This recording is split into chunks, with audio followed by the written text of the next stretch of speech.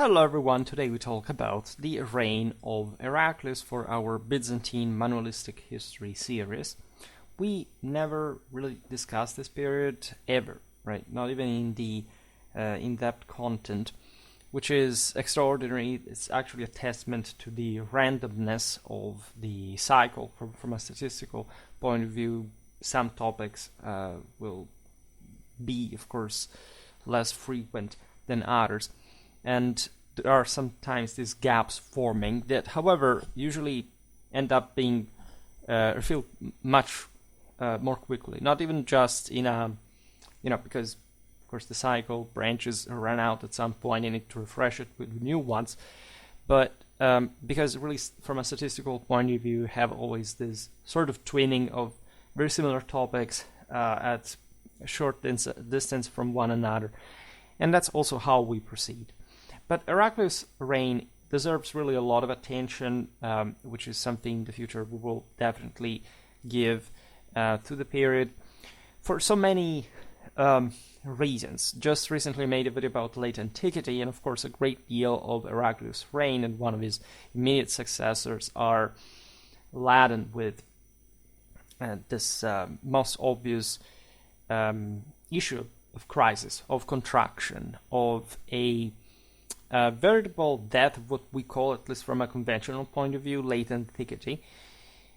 And that also fascinatingly illustrates this sort of suspensed limbo between the sort of the peak of at least the early Byzantine civilization, the Justinian period, we can so say, and this apparent abyss that really deserves, to some extent, the Dark Age appellative, because, if anything, of the shortness, like the lack of sources for this period. The 7th century is definitely also, in the West, the least documented period, but in many ways, and we've seen it recently, also yesterday, while talking, for example, about Komnenian warfare, how Byzantine culture, in the way it has peculiarly defined itself already by these generations, under Heraclius' reign, really was less, let's say, productive in some ways in terms of especially sort of lower kind of information about the lower and widespread kind of information from a more egalitarian system, like you could find, for example, in the Latin Germanic war.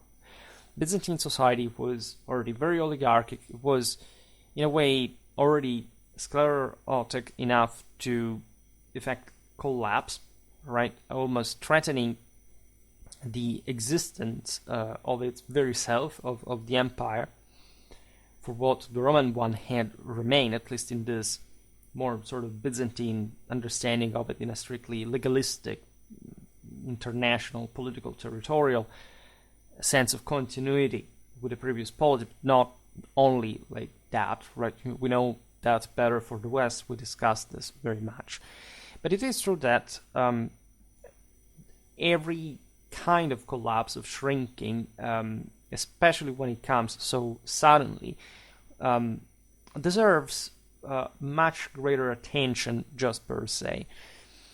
There is also debate I will not enter into regarding the actual, say, capacity or positivity of Heraclius' figure in many ways, because Heraclius passes for one of the greatest rulers, commanders, etc. In many ways, I think that's accurate, but there's been some criticism concerning his actual conduct in a broader political and social sense.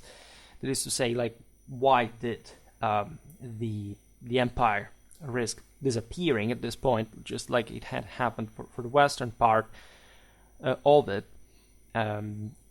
during his reign, right? And there is a lot about, for example, his rising to power that manifests, of course, a deeper malaise within the Byzantine system that were not Heraclius' fault, but that in some ways he did contribute to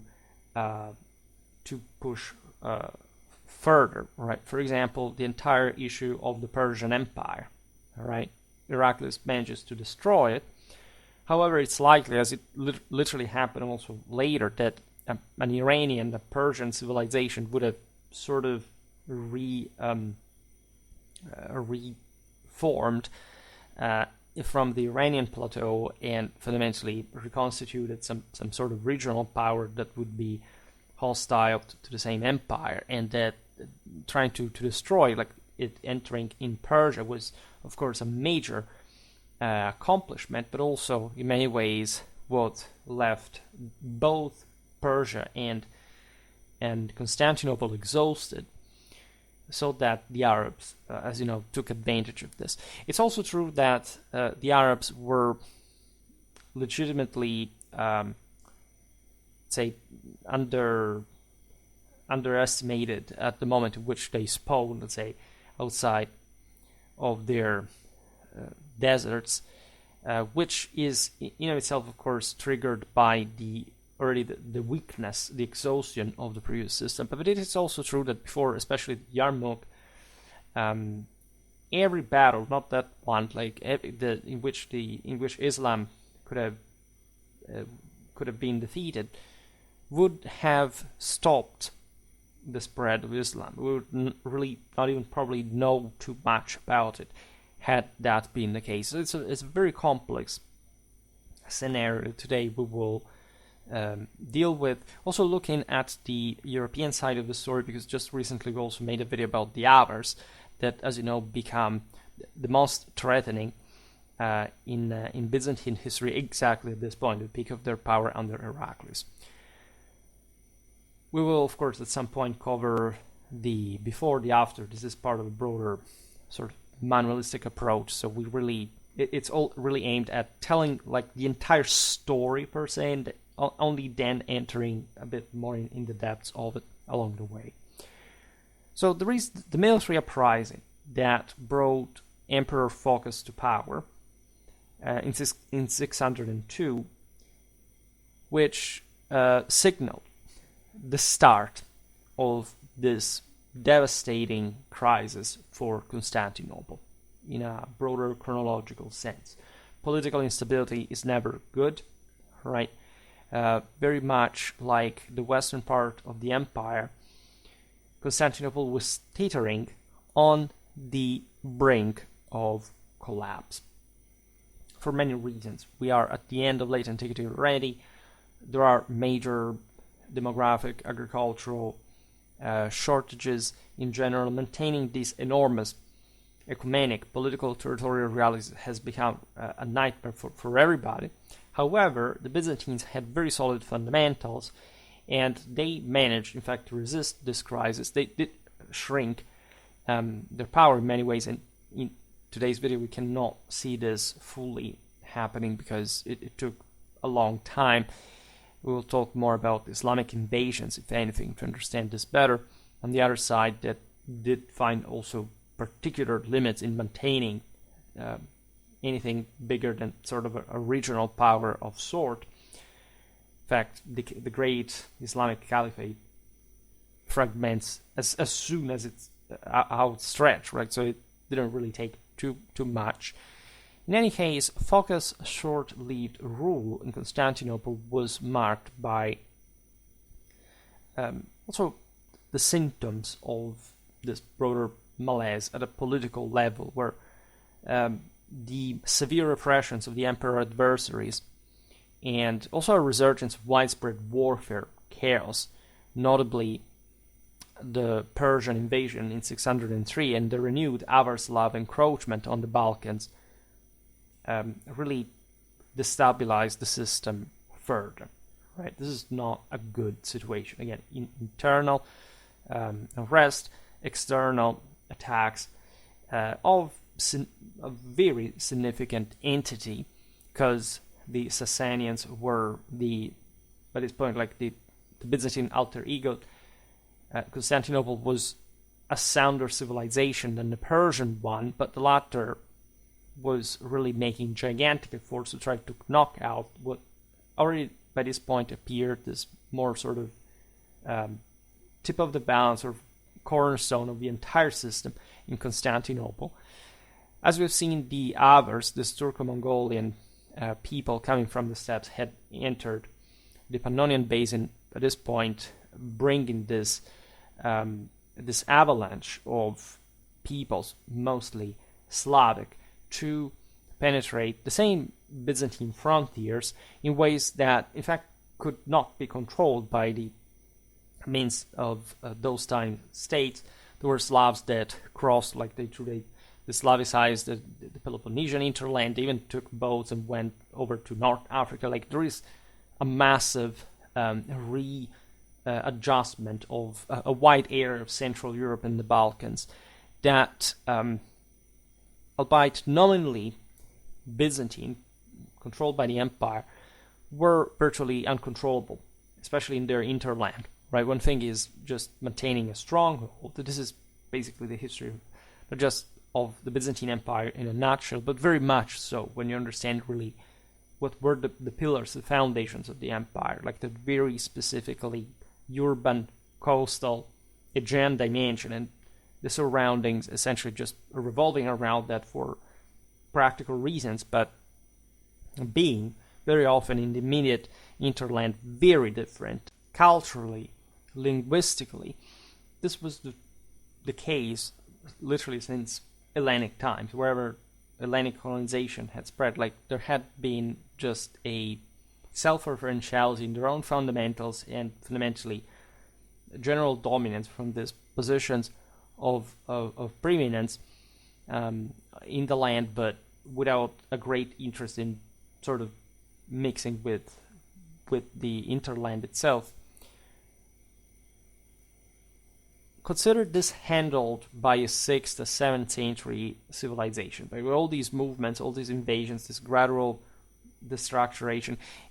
What I would like to stress is the political and ideological background to this, because when we study history, we tend not to immedesmate very much into the actual players. We just say, okay, well, here's the Byzantine Empire, look at this weird peoples around that were coming to harass it, as if you're just rolling the dice and that happened, right? Of course, Constantinople embodied that center of Byzantine civilization that at this point had the essentially the control on the broader legacy of Romanity, controlled most of the Mediterranean basin, some of the most advanced areas all around.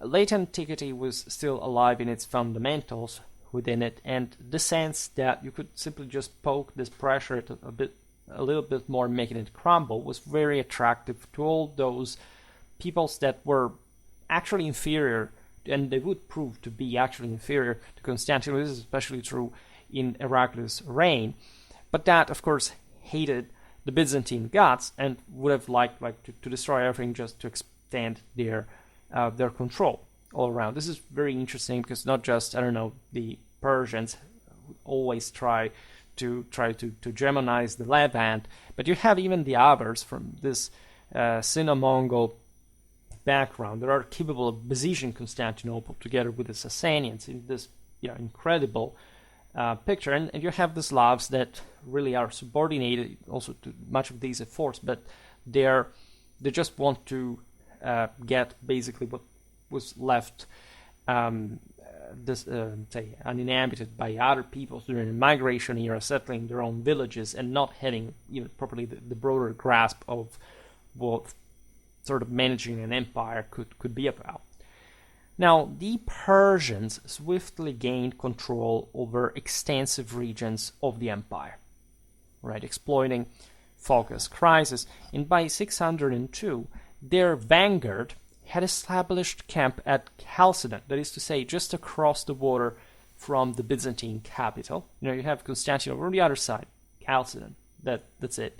This is relevant in a deeper sense because when you look at this tricontinental dominion that Constantinople had established, objectively, the same Bosphorus represents a divide within the say. Not all the empire is homogeneous in many ways, and yes, Chalcedon belonged to that aforementioned Helleno-Byzantine sort of core land of, again, coastal, urbanized Greek-speaking world. But in many ways, Anatolia was something different. Historically, it had already began to differentiate itself. And you can argue that Constantinople itself was the bulwark, right, at the center between sort of the steppes, the Middle East, Europe, the Mediterranean. Like this cornerstone, again, that could routinely re-extend control on these wide areas, but that was in many ways the base for itself, right? This dominion really revolved around the core center that at some point did not really have even, we will see it especially at the end with the Monophysites, other heretics, especially like just to impose a direct control on most of those really important, really strategic areas that were, however, now trying to move away also for just the broader tiredness of the time, from the center, the incapacity to keep things together, the gradual decentralization, even of the same Rome, right, that at this point was ever more surrounded by the Longobards, and the, in fact, provincialization of the local identities in many ways. The say ultimately the Exarch of Carthage, Heraclius, revolted against Phocas' tyranny. At this point, Africa had historically, as you know, been conquered by the Byzantines at the time of Belisarius during Justinian's great reconquest, and there is criticism concerning the necessity of integrating this, reintegrating this territory within the imperial landmass, especially considering the Berber harassment of the Byzantine frontier, the resources that were spent for Africa to deal with that guerrilla. And in many ways you have, of course, generals like Heraclius ambitiously aiming at the center, right? Probably not even caring too much about this province. And in fact, at the end of the day, with all these coups, etc., undermining a bit the basis of the same empire. This is not to say that the broader political situation was not favorable to such a plan, that these guys didn't know better how to run things. Unfortunately, we know too few about the real political, let's say, motivations behind this. Like, it was, of course, like a struggle for power, but in many ways it's also, again, ideological, moral. Like, why was Phocas so much opposed at some point? Was it just this ferocious repression? How much do we actually know from the sources what the reality in Constantinople really was? In any case, Heraclius rises to power in this context. He amasses a significant army and fleet in Africa, and lays siege to Constantinople with them. This involves actually a broader strategy. For example, the ground forces fought in Egypt, while Heraclius the Younger, that was the Exarch's son, reached the capital in 610, leading to the swift capture and execution of Phocas himself. Heraclius thus ascended the throne, ruling from 610 to 641, marking the inception of a new dynasty, by the way, that would endure until 711. So actually very tough times. The Islamic threat to Constantinople was not over yet by the end of this dynasty. And just as a personal reign, just being a significant era on its own, like a good generation or more, in which the empire was really redrawn in many ways, and the world itself like changed its face. Upon taking power, Heraclius confronted a dire military predicament, because things had not really improved that much. On the contrary, the Byzantines had been killing one another in this process, and regardless of the enemy invasions, there was a general loosening of control, like from the same Constantinople. The unrelenting Persian advance to the east, and the influx of various groups into the Balkans posed threats to the same capital now. The Byzantines were willing for this political power games to give up the province. That, again, from a strictly political and cultural point of view, is not really important. You know, how sort of impositive the Byzantines are by this time. They are trying to salvage the entire system. They're squeezing everything they can out of the provinces in the attempt, like, to save the system, paradoxically. And they kind of succeed, but just in this core land. And for the rest, they have an even more marked sense of themselves that actually shows contempt towards the fringe, which can in part also be lost to the enemies, because it wasn't much about a multi-centric order, right? We will talk about the various provincial, administrative, and military changes, if anything, adaptations. Some talk about reforms, but it's something just coming by itself during this period. Many, in fact, these communities are left on their own from quite a while, and that original, for example, Limitane presence, for example, since Constantinian times, by this point does not exist anymore. There's not even properly an identity glue that keeps the system together, as it had been the case for this enormous empire that had existed from several centuries. The same Rome is just intended as a symbolic jewel, but in many ways the Byzantines do not care very much about this land, this country that is literally also a different one from their own now, speaking another language and just not caring very much about them either. The Byzantines were brutal. They had an incredibly autocratic policy and tendency by this point that would in part backfire. But again, some of this was dictated by cold pragmatism and just this incredibly pressuring threats coming from different directions that would necessarily sort of place other theaters on the background. The historical record from this period, as already said, is sparse.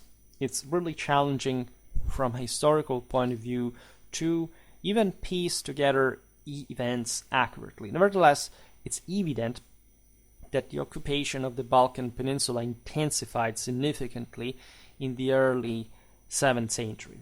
The Avaro-Slavic invasions progressed in three main directions: southwest towards the Adriatic, which was part of that sort of this coastal Byzantine dominion; south towards the Aegean, which entered exactly properly the Byzantine cultural hinterland; and southeast towards the same Bosphorus. In many ways, there were different further directions. However, these channels are corresponding to different sort of areas would gradually distance from one another. For example, throughout the early Middle Ages, Hellas, like Greece properly, would sort of detach from the same Constantinople in a deeper sense. Like the Adriatic also in many ways will be ever more decentralized. Think about Venice, think about Slavic piracy. We made different videos about, in fact, Croatia. Just think, even we'll see now, so the same Balkan interland, technically the lands between the Danube and the Balkans, that will become a sort of no man's land, or almost, where, for example, the Serbs will settle in the most sheltered sort of western area. These are all topics that we covered, but it's important to see how this would appear from an Heraclian perspective, so to say. The empire faced a crucial turning point when the Siege of Constantinople in 626 failed, leading to the disintegration of Avar strength specifically. What did happen? Well, with the backing of the Persians, who positioned themselves on the Bosphorus, remember Chalcedon had fallen, a large force of Avars, Slavs, Bulgars, these were all part of the broader Avar dominion, and Gepids as well, what was left of them, besieged the capital, while Heraclius was engaged in military campaigns in the east. Think about the level of crisis, of uncertainty, of gambling of this all. Right. What is fascinating from the European side here is how all these people sort of coalesced against Constantinople. Right. We often talk about the migration era, and we point out, generally speaking, the fact that there was a more cooperative approach in the Latin Germanic world regarding the salvaging of the foundations of Romanity. Right. The Romano-Germanic kingdoms were established.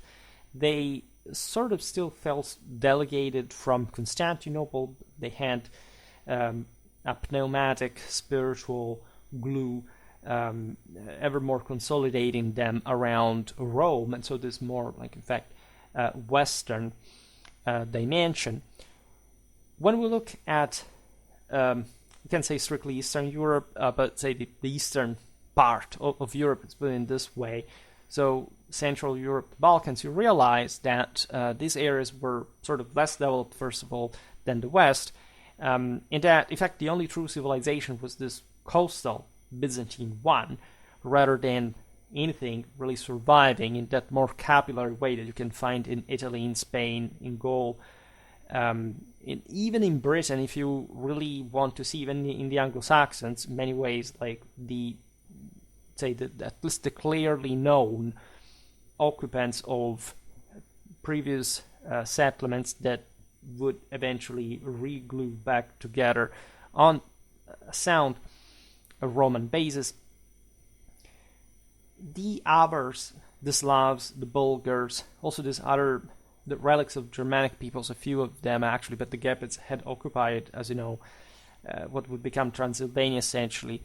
They had been crushed by the Avars, but in part they had been taken by the Longobards in Italy, but others were remaining there. Some had already taken refuge in the empire against these devastations, but in a way came, as we said before, a bit as an avalanche that was aiming at probably knocking out Constantinople. And there it's impossible not to see some sort of broader ideological, counter-cultural, counter-civilizational hatred or push of sort. Not that the Romans had really much exploited these peoples yet, but this lived in such appalling conditions that the entire concept of this civilization, floridly existing compared to their own living standards, was the motivation, like as you can see today in many ways, like to this sort of blind hatred and hope of destroying any kind of standard that existed out there. The Avars were actually very much appreciated by the Byzantines from a military point of view. They felt they were the most performing of the barbarians from that side. We know that they weren't, in fact, like the Huns. They were actually more advanced. They had sort of more developed cavalry. They had also polyurcetic capacity. Think about the Sino-Avar trebuchet. The capacity to harness all these people. In fact, peoples like the Avars were considered like shepherds of other peoples, right? That follow their path and provide these steps, horsemen, lords with that foot, right? Also pioneering, like, in fact, manpower and personnel to, for example, be able to besiege such a massive metropolis like Constantinople. Was the largest city in the continent and in Western Eurasia, really. So the picture is terrible and devastating. The Byzantine mobile army that is gradually shrinking to some ever more regional dimension can be everywhere all the time. In this very articulated dominion, attacked from so many directions from such different peoples. The defense of Constantinople in 626 was coordinated by the Magister Militum Presentalis, Bonus alongside Patriarch Sergius, you understand there the convergence between temporal and spiritual power. Always remember that this distinction existed also in the Byzantine Empire, regardless of the Sebastocratic identity that the Byzantine rulers would maintain in a more historically traditional way. But with Christianity, you have the full consequence of that gradual split between the ruler, right, and the priesthood, that in fact in the history of mankind would not be put together, but that was cooperative and effective in that way. This was the case also for Constantinople, even when the church was subordinated to the emperor, but not part of the state. This is very important to stress. Many people have this confusion. They think that the typical sort of modernistic, secularistic notion that never was, that there was no separation between church and state up to a few hundred years ago. The separation between church and state is inherent in the existence of the church. It's inherent in Christianity, right? The church does not belong to the state by definition. They're two separated things. Then they can cooperate. They can be all one in, say, identity. The state can have its own religion that refers to that church, but they are two separate things.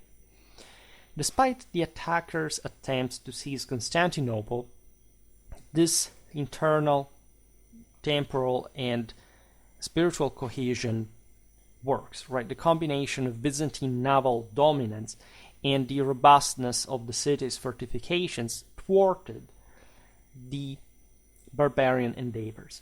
Following the unsuccessful joint land and naval assault on August the 7th, the Avar Khan retreated in defeat, prompting the Persians to also withdraw.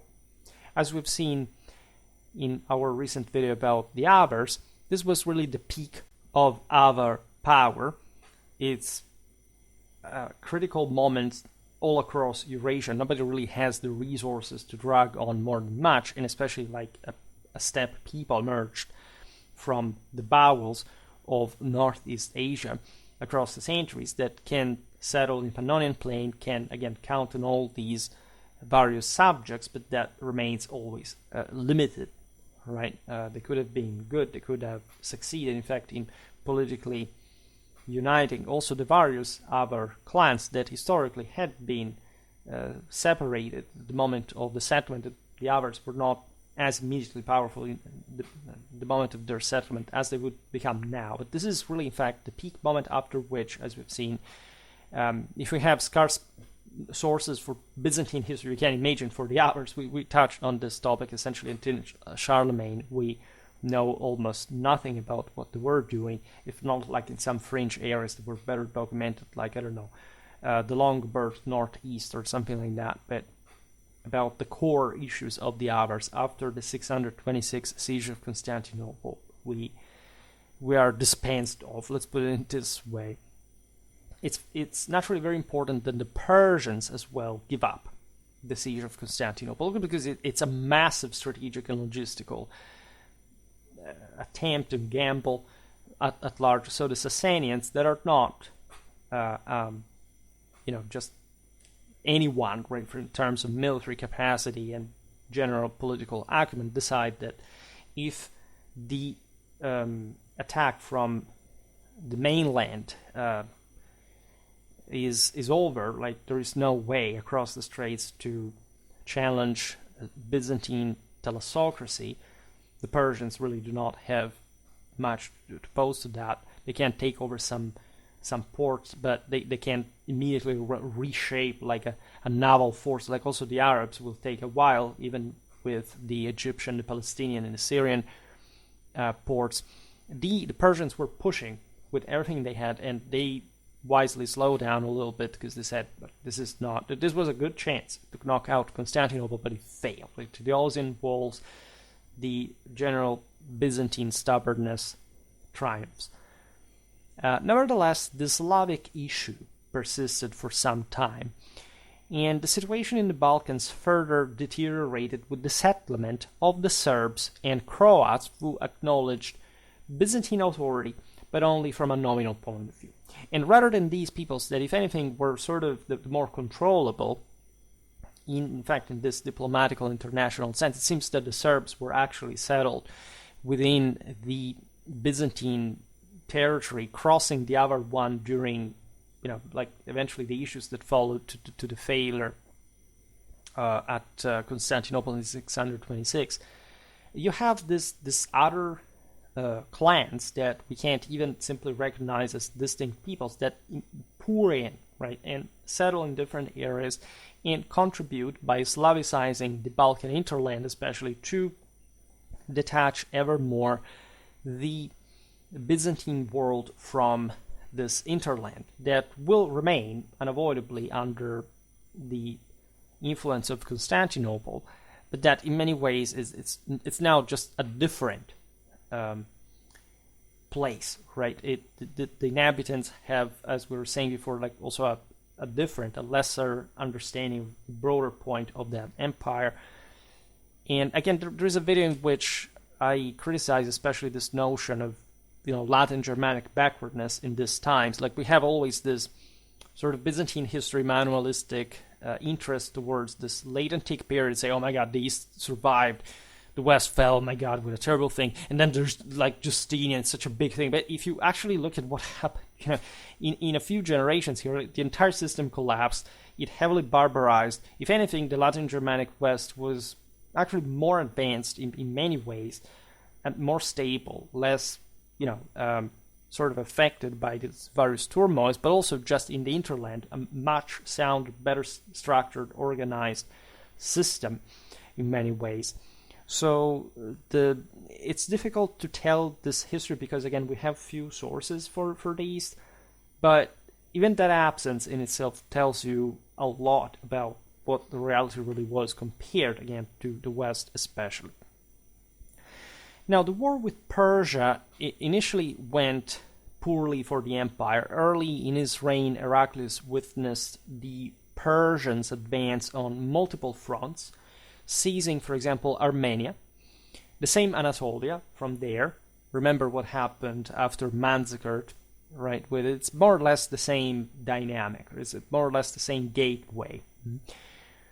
Again, with not many chances for the Persians to simply plant their flag and saying, this is ours now. No, like it's always like a shot in an attempt. Like there's no way to simply occupy these areas that at large are also cooperative. They prefer the Byzantines, especially in Anatolia, to the Persians. If anything, other provinces will bail out because they will be decentralized from other powers. Thinking about the Arabs, it wasn't really like, I don't know, an Arab empire in the sense that from Arabia, like the Arabs lorded over the surrounding regions. Essentially, the Arabs installed themselves as a sort of military elite into majorly pre-existing regional and de facto either Byzantine or Persian, say, heartlands that were actually civilized, unlike Arabia, and simply continued in the wake of that civilizational continuity. All right, so consider different provinces in different ways. Anatolia would unavoidably be contended between these powers, but at large it preferred the Byzantines. It had historically been ever more Romanized in the hinterland. So even if before we said that Asia was sort of detaching from Europe in Constantinople, this is true. I mean, the Constantinopolitans considered the Anatolians some, dirty provincials. But the latter at least understood that overall it was better to gravitate around Constantinople and to just be part of this more functional civilized system. And if anything, they militarized to exactly withstand the pressures coming from the east, from the south. From the Persian side, also the main issue here was, of course, keeping at bay Constantinople, so having the need to, if anything, stem it in Anatolia, but mostly being interested in controlling Syria, Palestine. I mean, all these areas that were essentially the ending point of the major Silk Route branches, right? And so finally crowning this, enormous dream of the Persians to simply have this, to substitute themselves to what Western civilization in the area, and always failing because they didn't have simply the capacity to reach out, like to simply control that since Achaemenid times, and clamorously failing in one another to any contendant there, but still trying. You got to appreciate that. It's true that Persia is actually very distant. We're talking about very wide spaces, areas, climatic bands. Let's say, like, it's not like their backyard really, but they always try. Naturally, the Levant was heavily Romanized, especially in the coastlands, right? So it was difficult, even just from a cultural point of view, for the Persians to even install or replicate their own essentially feudal system, even though they had a Mesopotamian power basis that had increasingly satellized, and that yet also for them at this point was gradually degenerating public culture in sort of centralistic capacity. So it was just like, you see, this end of civilization vibe, whereby like what is settled at this point, it's settled for good for a long time, and this is exactly what will happen in the Middle and the Near East. In 1614, the Persians managed to capture Jerusalem, which is a massive blow to the Byzantine reputation, to Christian power that the Persians were historically opposing, and they took, in fact, with them the relic of the true cross to Ctesiphon, their Mesopotamian capital, even though again they had all the Iranian plateau as, you know, their fallback area where in fact they would essentially survive as a culture, even as a civilization. And in 619, Egypt even fell to their forces. This is really the peak of Sasanian extent. They managed to even hegemonize Yemen, infesting the same Horn of Africa that was largely a Christian territory, well connected with the Byzantines. So there is a major sort of geographical dimension here to take into consideration, showing you again what is similar to in part the sort of the Romano-Germanic powers. All these powers are spent to a degree, but since they're spent, there is some, paradoxically at this point, some greater extent in territorial continuity, because there are less forces that are coming to perturb the system from the within, or at least there are, but they're not able to sort of destabilize it entirely, right? Was, I don't know, 10th century Europe in its political fragmentation less vital than at this point, where you have this block, say that, like, I don't know, the Visigothic kingdom or the Merovingians or the same Byzantine? No, right? In the 6th century, no. It's all like a different picture, different dynamic that you must understand. But exactly for this reason, as we just said, Wu basically remains like the last standing, will, as a consequence, take a lot of territories, will actually be able to profit of this exhaustion. As you know, the Arabs will mostly end up doing this, at least in a wide area of Africa, Asia, and even parts of Europe, especially the Iberian Peninsula. So in the aftermath of these events, so the disastrous loss of Jerusalem, this major insult, like the loss of the true cross in Zoroastrian hands, the loss of Egypt to the same foes, the empire, the Byzantine Empire, adopted an aggressive stance. In other words, they had to take these territories back, and again, it was feasible because at least this is the moment in which you see the Avars and the Slavs had yet to besiege Constantinople, and there where Heraclius was in the east to save these territories that in many ways were more important at least than most of the European hinterland. We'll explain, especially later, why, but it's notorious, especially Egypt was the granary of Constantinople until it was lost to the Arabs, so that the Byzantines mostly have to turn to the Ukrainian grain. Now, departing from a long-followed convention of remaining close to Constantinople, Heraclius personally led his military campaigns, much to his credit, especially considering their outcome. He shifted from the typical defensive approach and mounted direct assaults on the enemy's land. This, by the early 7th century, for an empire like the Byzantine one, means a lot. It means, as we've seen, that there is an existential threat, that sort of attendistic, defensivistic preference on the basis of there will always be yet another people behind anyone we sort of go crashing, so it's useless even to spend ourselves more than much. This is a different story, right? Because the Sasanians are the true, again, ecumenic rivals of Constantinople, successor of the Eastern Roman Empire. It's been the case for centuries. The eastern frontier has naturally always been the more important. But now it's unhinging, right? The balance is tilting in very dangerous and unpredictable directions. In 622, Heraclius thus launches an attack on Persian Armenia. This is a very interesting strategic choice, considering that this would have secured fundamentally Anatolia, right? Which happened, right? Heraclius scores a notable victory, and he manages to reconnect all this territory in the east, this major hinterland, and Anatolia especially, even more than Europe was becoming, notoriously for the Byzantine Empire. And he sustained this offensive in the subsequent years, which culminated in a successful campaign for the Byzantine forces. Heraclius invaded Persia, and in December 627, especially after the main threat on Constantinople was over now, so that the empire had a free reign against the same Iranian hinterland, he decisively defeated the enemy army near Nineveh. Right, this was a major, I'm making it very simple, as you understand, these were major, legendary, colossal,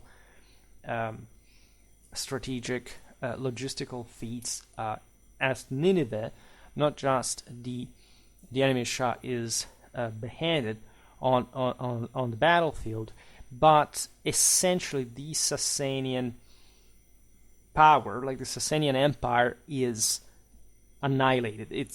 The entire system is crumbling. Again, Persia has this feudal background for which it can also replenish forces from the steppes peoples in the northeast. It's such a vast territory, you cannot think to simply occupy the Iranian plateau. In fact, this does not really happen. Nineveh is mostly like in the western part of it. But these are also the more developed areas. And so by this crushing victory, the Byzantines secure a monumental achievement, right, a turning point in their history, in the Romano-Persian wars, by effectively crushing, once again, because the Romans had destroyed multiple times the Persian Empire before, that literally, say, fragmented, like broke down into pieces that only gradually recomposed, proving essentially the Roman superiority. The only problem, as we were saying before, that in this time in history, it's really a double-edged sword, because this exhaustion, such a wide area, triggers further invasions from the fringe. By March 628, Persia surrendered, and Heraclius returned home after negotiating a peace treaty with the newly established king Schwerpunkt, who had recently overthrown and killed his predecessor, Khosrow II.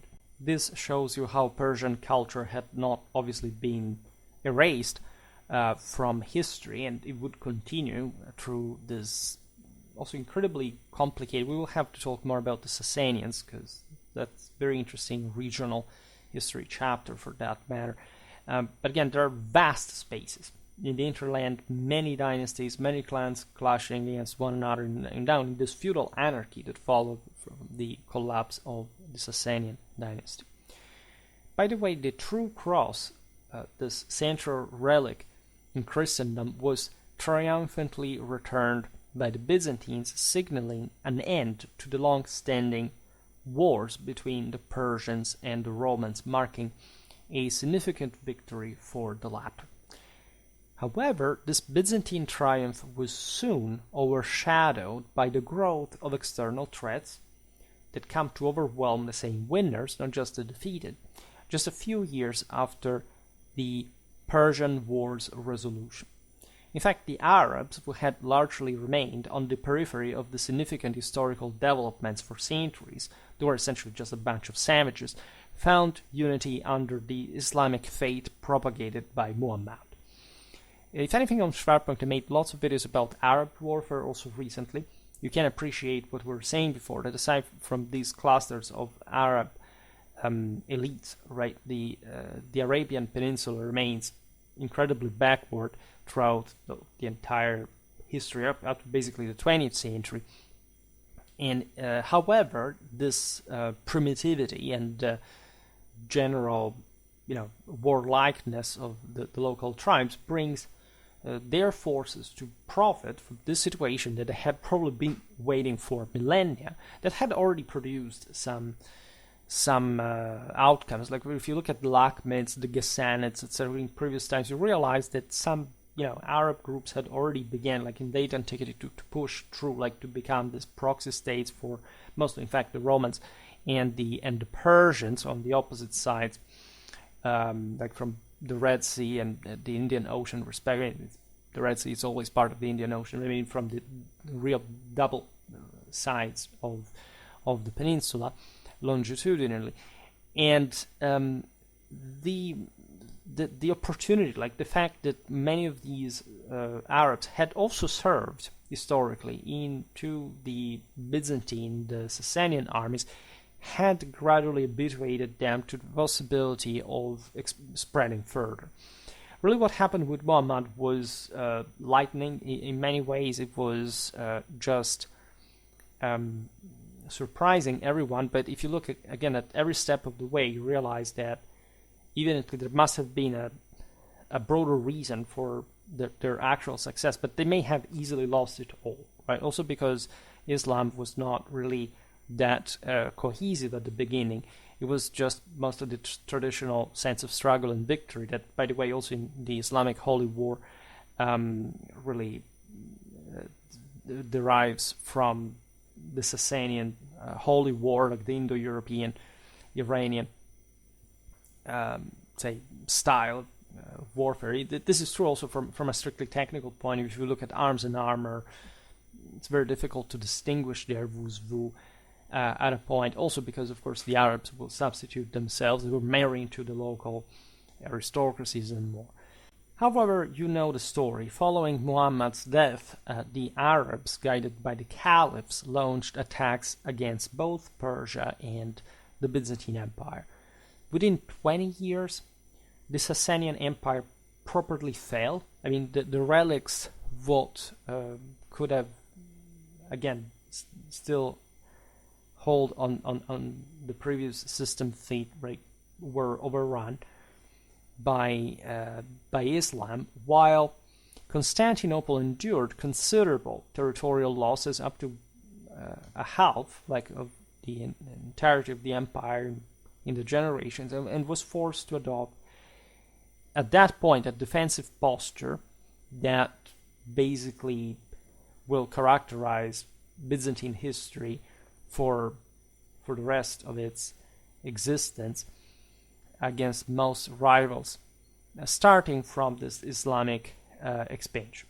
Right? In many ways, of course, the Byzantines re-expand, they managed successfully to take a lot of territories back from the Muslims, etc. But the notion here that, again, with the end of antiquity, that dream of ecumenic achievement it's simply at hand, right? And you can project yourself like Heraclius did from Europe to simply, go to Persia, destroy the Persian Empire, taking everything. Like it's something you do not see, right, in medieval history. It's a broader, even metaphysical, spiritual, broadly universal feeling here. No power can basically do this again. They will encounter ever more difficulties, and especially even if they succeed, like the Muslims here, probably in keeping things together, The initial Islamic conquest targeted Iraq for the simple reason that not just it was under Persian control and so it suffered part of that destabilization, but because it was, again, the closest regional basin of power, right? The most sort of power concentrated. As you know, later on, the Abbasid Caliphate will essentially establish itself on the same basis. You had Egypt in the west, but this had yet to be conquered, and it was easier to target the losing side. This happened in the spring and remainder of 633. Despite early Arab victories, there was even a Persian counteroffensive against them, leading, however, still to a catastrophic defeat for Persia near the Euphrates River in the spring of 636 or 37. Again, we don't even know precisely.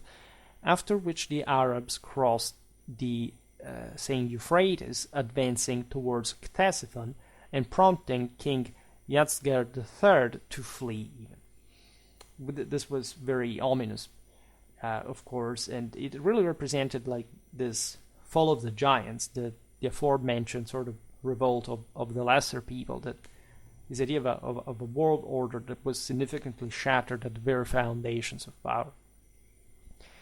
This, remember, the Persian Empire that up to a few decades before really had arrived as far as Egypt, like controlling Yemen and infiltrating in Africa and besieging Constantinople. Now it's over, right? Even frankly from an Arab perspective, because the Arabs were just in between. They were actually outside in the measure in which they were in the desert, where legitimately nobody had any interest of going, but that they're also very central in a broader spatial sense, and so they managed to exploit the situation. A final significant battle occurred on Persian soil itself. So we're in the Iranian plateau in 642, representing the last series of efforts to repel the Islamic invasion. The Persians suffered defeat once again, eliminating at this point any hopes of halting Islamic expansion in their lands. The victors continued to solidify their gains, culminating in the assassination of the last Sasanian ruler in 651. Remember that this was considered like a sacred dynasty, so there is a deeper sort of sense of divine mandate from the Arab side in establishing this new order, with God smiling upon them. The assault on the Byzantines instead commenced at the same time in the autumn of 633 along the southern borders of Palestine, right, which is the immediate sort of area that you want to sort of take over. If you manage to cross, let's say if you manage to take over that territory, you can essentially isolate the same Egypt, you can control different directions at the same time. And in February 634, an imperial unit was bested. Heraclius dispatched a larger force from Emesa, so this is in Syria, to fend off the invaders. A pivotal battle took place on July the 30th, 634, where at Agnadine, along the route from Gaza to Jerusalem, resulting in a defeat for the Byzantines. This is the series, again, of relentless Islamic victories that reinforced Islamic faith to bring all these various Arab war bands, clansmen, to join the new faith, because most of them were not, that were still pagan, so to say. They had not subscribed to the new faith. The Islamic campaign then moved towards Syria, which would, in fact, further secure their Palestinian control and distance ever more the Byzantine threat. In fact, the Muslims achieved additional victories over the Byzantine Empire. After a 6-month siege, Damascus surrendered, where in September 635, and by the year's end, both Syria and Palestine were largely in the hands of the invaders.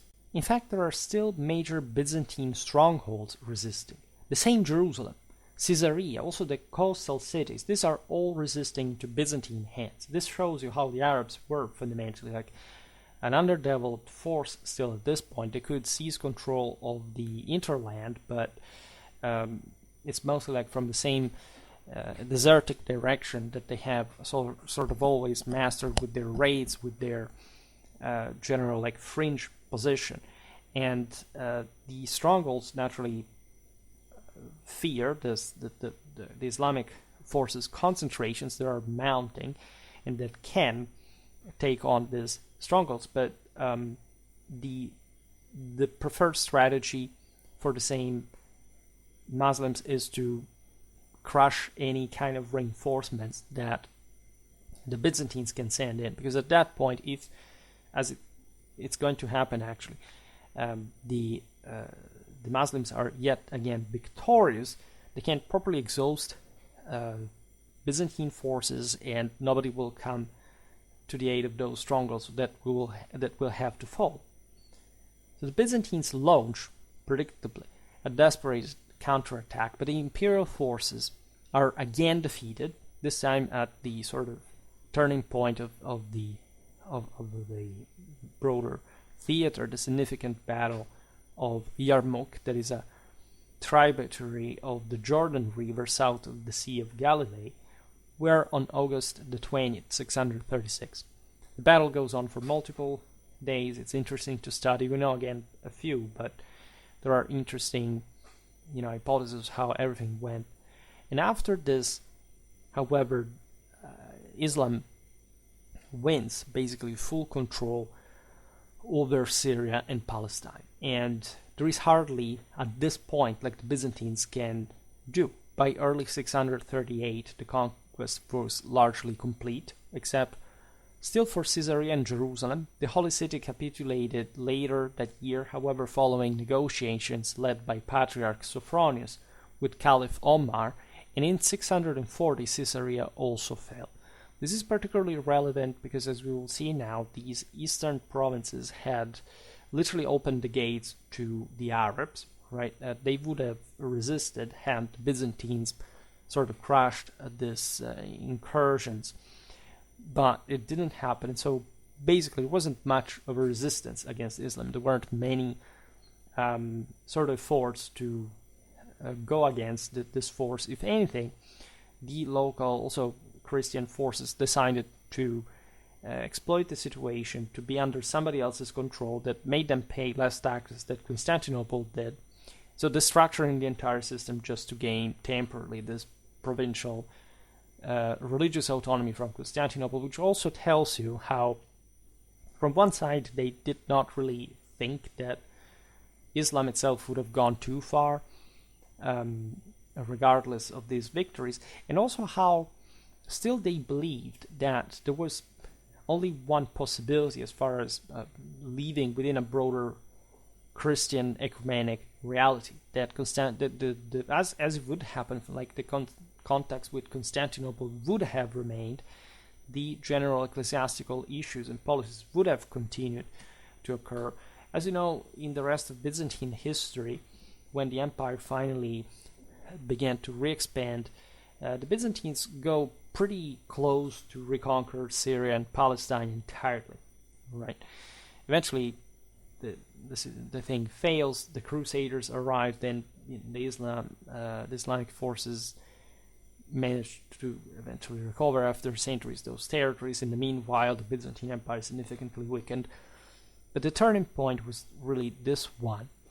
The Islamic advances after securing Jerusalem turned towards the northeast, engulfing Mesopotamia, as we've seen, which was conquered for good essentially between 639 and 641, as well as Armenia. This is yet another important topic. We talked about medieval Armenian warfare and how sort of intertwined were with Islamic rule.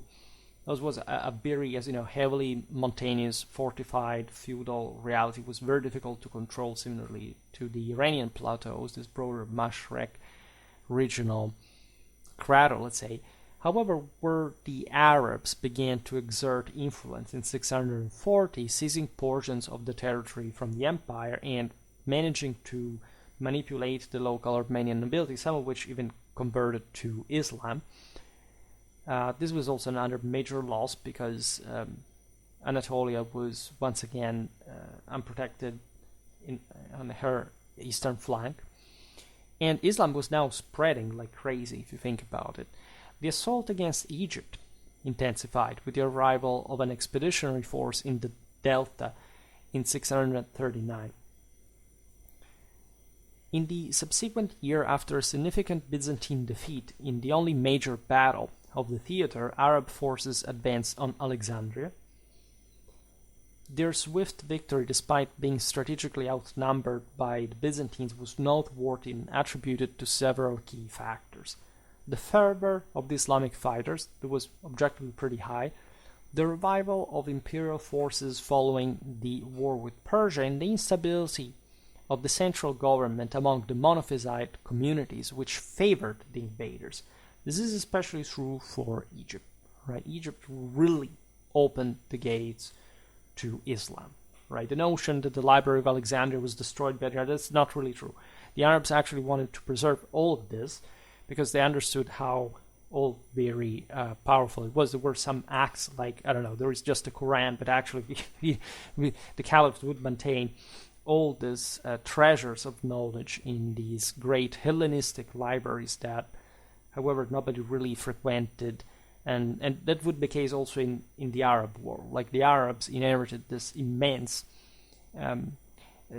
Romano-Hellenistic and also Persian cultural legacy.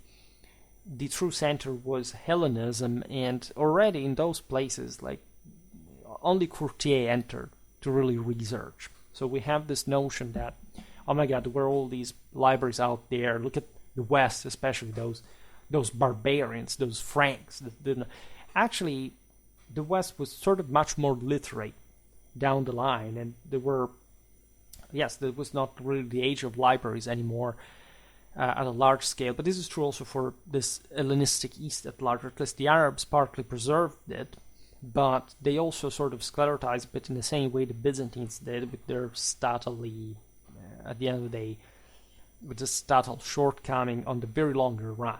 Right, we haven't been talking Islamic history from a long time, especially in this more evidential, political, cultural sense. But we'll have to come back because there's some episodes here that sort of get in part misunderstood all the time. In part, they need some really good attention.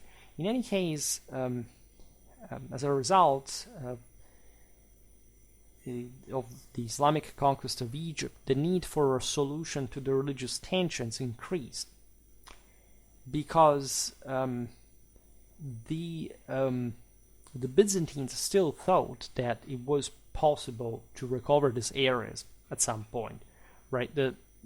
Not maybe in the very short run, but still, like they thought maybe this Islamic thing would go away in a way or another. And the main issue, as you know, in Egypt, there would be, we've seen it also in different videos recently, also the one about medieval Egyptian warfare from the type of sources, a large Coptic community. This was in theory like connected with the Byzantine Empire. Like the Islamic incursions had really happened in areas where loyalty to Constantinople was jeopardized by faith-related issues, and so there was a sort of blackmail even from the local Christian communities with Constantinople, while the Muslims were there to say, okay, well, you have to negotiate with us if you really want us to sort of take away support from the Arabs. And on the longer run, these tensions finally led the local populations to see the Arabs' religious, let's say, tolerance by non-modern standards, like just a policy of balance. I mean, they had conquered largely non-Muslim territories. They couldn't start repressing everybody, but they would have been thrown out immediately. So, in a way, this policy was seen in a more favorable light compared but in locally, I mean, in Egypt, compared to, and not only to the governance from Constantinople, that had objectively been quite repressive and burdensome. There's all a history behind that, and so let's take a look finally also to Heraclius' religious policy, because this is where the Byzantines did everything just to maintain control in the worst possible, say, compromising way that still failed anyway. And so, like, doing terrible things that, frankly, like, not even speaking of heterodoxy, not even the Arians in the West ever even thought to do. Like, if you look again at the Latin Germanic world that eventually immediately sort of Catholicized, like in matter of generations, like, the Byzantines were freaking out of their minds what they were able to do, and even the Arians were backing the Pope against the Byzantines because they say, what the hell is this? What the blip is this? Right? And we will talk this more because, again, in the West also this Arian issue was not really such. Like, it was just an excuse to some sort. There were really no concrete persecutions in a broader sense, and again, everything headed smoothly towards Catholicism in a few generations. However, to the point, similar to his predecessor, Heraclius aimed to address the discord between the Monophysites, but once more the outcomes did not meet the expectations. The Monophysites essentially were those heretics that believed in a single physis, a single nature present in Christ that would have been the divine one, right? So the notion that there would have been a human nature was crossed out, and this was, we don't have now time to make a history of this particular heresy, but it essentially was very, very similar to at least some dualistic Gnostic heresies in stressing that the human component would be just untranscendable, or something that would have really not Christ would have just mimicked and not really mixed with, and so this denies in many ways certain dogmas. It puts everything in discussion in terms of incarnation. This is in fact always the same Gnostic issue that reappears, and that was just this sort of bitchy way to complain with the Orthodox Catholic center, which was trying to do things straight in the true Catholic tradition existing since ever, even before Christianity. Essentially, under Heraclius, two new theological doctrines were introduced, designed by their proponents to bridge the opposing views. In other words, the Byzantine government and church began to flirt with these Eastern heretics in order to equilibristically attempt to save the imperial authority in those very lands. So the first doctrine was monoenergism, arguing that Christ's two natures correspond to a single operative force, in Greek energia. This initiative was led by the Patriarch of Constantinople, Sergius, who accepted Patriarch Cyril of Alexandria's suggestion to acknowledge both natures of Christ while asserting a single energy. That was the point. And if you allow me, it's also pretty dumb, because what do you actually think, that Christ is schizophrenic? What's the point of this? Or how do you have to humiliate at least the Byzantine Church and an empire to like this kind of pitiful, right, dialectical relativism, just to hope that by saying that there is a single will, the monophysite patriarch will feel more flattered to say, as there is a unique energy, then there is only a unique one nature in Christ. These are the reasons why the Byzantines trigger you. Like, you could save all the rest in terms of having an oligarchic, sclerotic, xenophobic system, with all its other pluses, etc., from one side, and even the fact that they crumbled, in fact, to the west. But this kind of this, it's even undefinable. What were they trying to do? You can't abandon orthodoxy. You just can't, right? So what is this pantomime? It's ridiculous, right? In fact, the monergetic doctrine faced resistance from Pope Honorius I, who held that Christ obviously possessed only one will. There was really no need to really stress this, as well as from the more staunch Patriarch of Jerusalem, Sophronius. It was the same idea.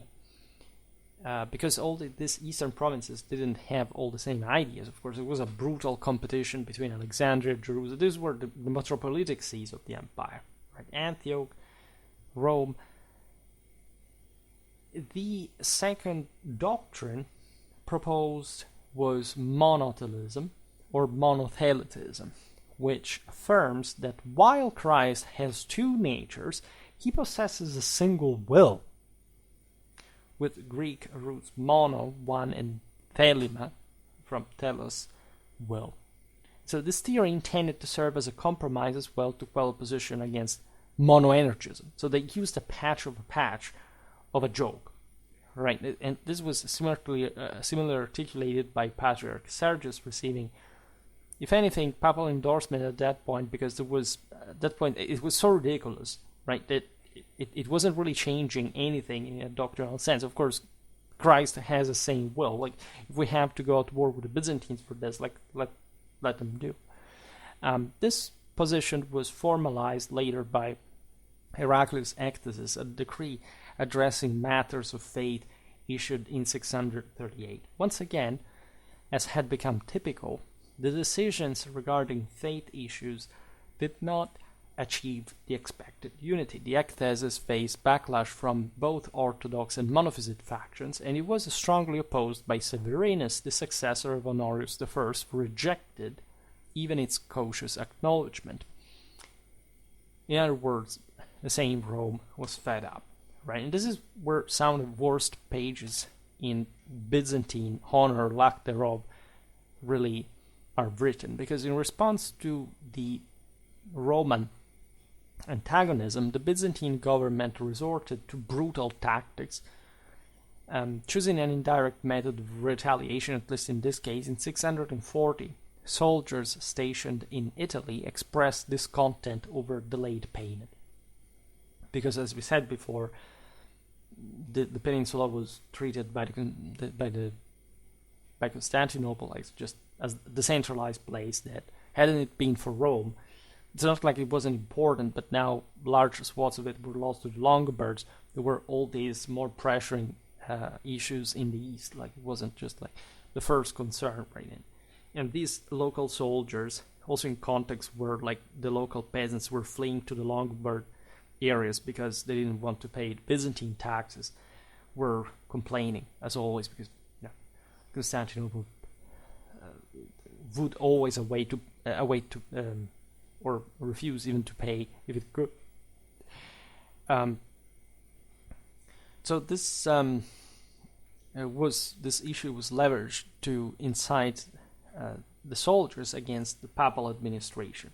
So the Byzantines began to blame the Pope for the wage issues, and now it's complex to digress because it's not like the Pope was responsible for it, but the Roman Church had an enormous wealth, and so it was easy just to scapegoat the church and say, those are so rich, let's grab stuff from them. And this incident was incited by the Cartularius Maurice, the military leader of the Rome district, who urged the soldiers to attack the same Lateran palace, accusing it of harboring funds from Constantinople, which was not true. After a 3 days siege, they seized the palace, and Maurice proceeded to take control of the treasury. He was subsequently joined in Rome by the Exarch of Ravenna, that was technically the guy in charge for the entire peninsula.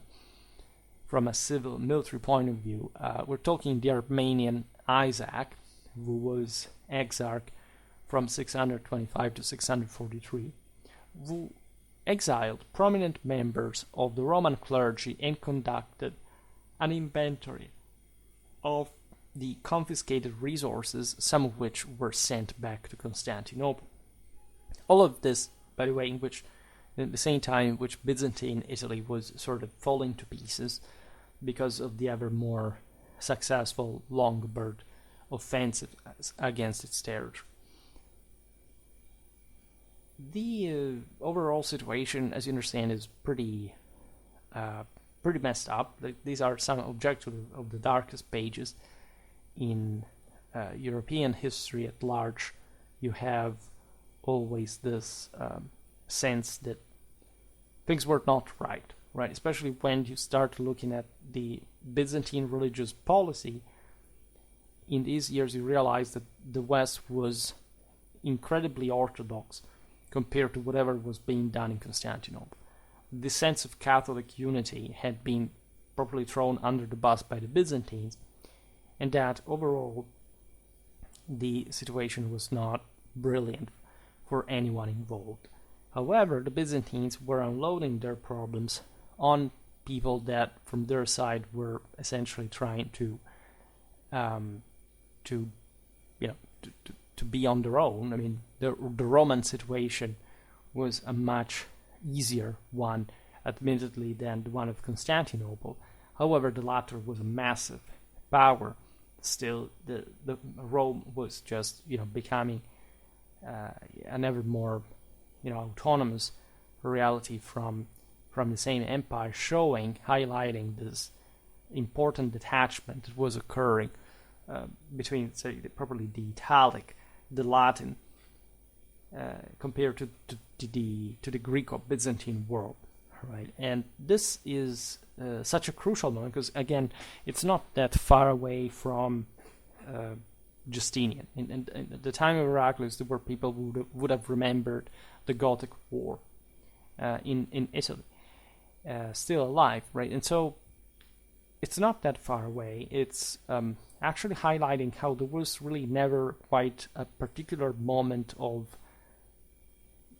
happy coexistence between the as we termed it before, the successor of the Eastern Roman world and the Romano-Italic one, and the Western one at large.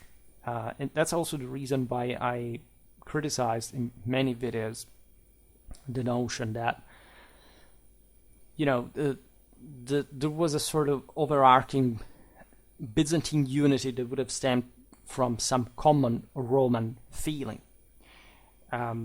This is not the case. I mean, the Romanity of the empire was above discussion from anyone. I mean, even the Germans believed in it, and in fact would go on with creating their own Roman Empire, or at least reviving from their side, from their share of the imperium, their own force. But the question of this alleged need of reconquest, and especially alleged unity of these worlds, even in this last glimpses of late antiquity, is extremely debatable, right? And this is something I've always stressed throughout our main mistake is considering the Roman Empire united because it was homogeneous.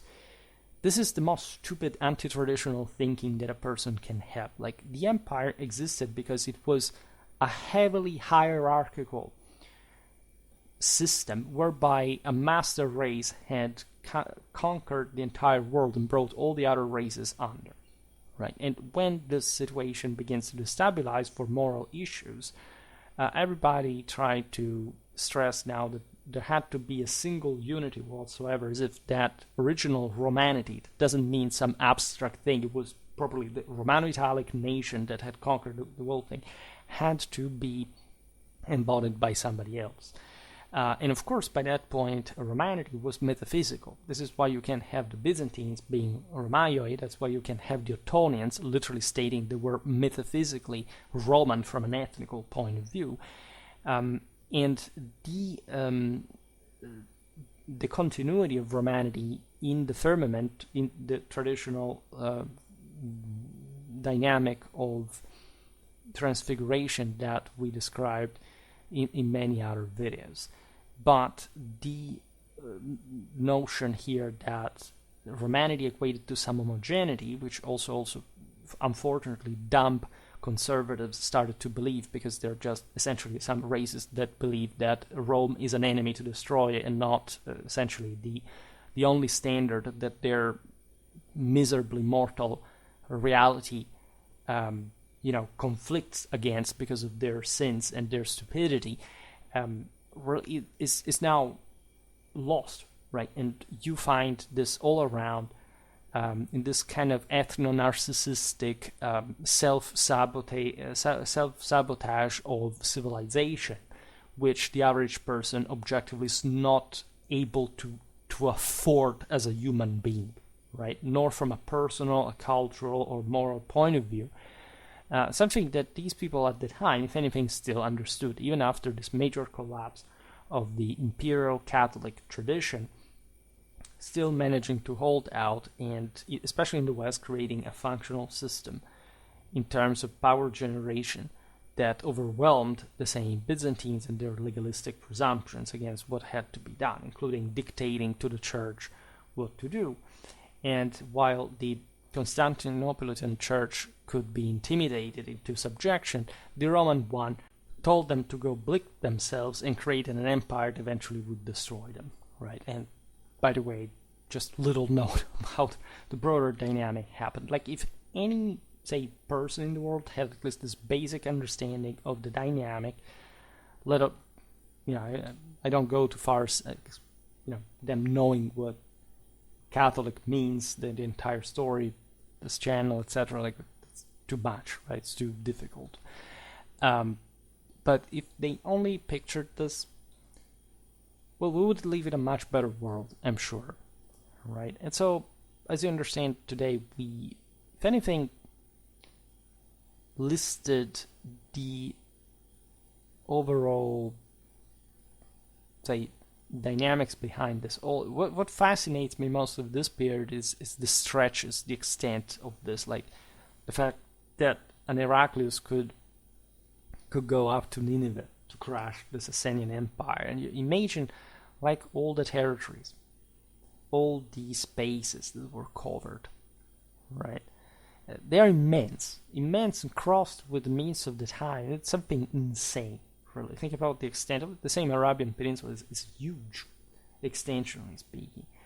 The connections that existed with Aksum, right? Think about the Lakhmids, the Ghassanids. Before I always switched them, the Ghassanids were from the west, from the western side.